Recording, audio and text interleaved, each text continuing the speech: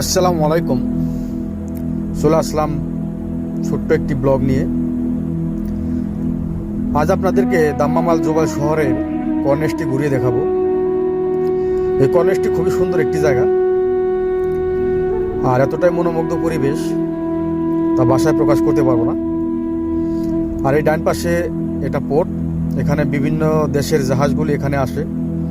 আর এই সাগরটা হলো জোয়ার ভাটা। সকালবেলা জোয়ার চলে যায়, আবার বিকালবেলা জোয়ার আসে। আর কর্নেসটা এতটাই পরিষ্কার, দেখেন যে কোনো ময়লা আবর্জনা নেই। সৌদি আরব এখন অনেক সুন্দর সুন্দর জায়গা আছে দেখার মতো। আগে কিন্তু এত সুন্দর সুন্দর জায়গা ছিল না, এখন অনেক সুন্দর সুন্দর জায়গা তারা বানিয়েছে এবং প্রতিটা জায়গায় কিন্তু তারা গাছগাছালি লাগিয়ে থাকে। আগে কিন্তু সবাই জানতো সৌদি আরব মরুভূমির দেশ, এখন কিন্তু সেই সৌদি আরব এখন মরুভূমির দেশ অনেকটা পাল্টে গেছে, কারণ তারা বিভিন্ন জায়গায় গাছগাছালি অনেক কিছু লাগিয়ে থাকে। আর এই দেশের জাতীয় ফল খেজুর কিন্তু তারা খেজুর গাছ কিন্তু বিভিন্ন জায়গায় তারা লাগিয়ে থাকে। আর প্রবাস জীবনটা হলো জেলখানার মতো। এখানে নিজের কোনো স্বাধীনতা নেই। যারা কোম্পানিতে কাজ করে তারা সকাল 4টা বাজে যায়, আবার 6টা 7টা বাজে আসে। অনেকে এসে পাক করে খায় বা অনেকে কোম্পানির খানা খায়, কিন্তু কোম্পানির খানা একদম বাজে খানা।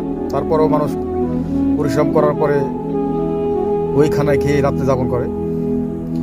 কিন্তু দেশের মানুষ যদি জানতো প্রবাস জীবনটা কতটা কষ্টকর, তাহলে দেশের মানুষ কখনোই তার স্বামী বা ছেলেকে কখনোই বিদেশ পাঠাতো না। এখানে অসুখ বিসুখ হলে নিজেকে নিজেই দেখতে হয়। এখানে না আছে ভাই, না আছে বাবা মা, না আছে কেউ। যতই কষ্ট হোক না কেন, নিজের শরীরের খেয়াল নিজেকেই রাখতে হয়। হয়তো রুম পার্টনাররা থাকে, রুম পার্টনাররা দিনের বেলায় কাজে যায়, রাতের বেলায় আসে, হয়তো একটু দেখাশোনা করে, কিন্তু সবসময় তো তারা পাশে থাকতে পারে না।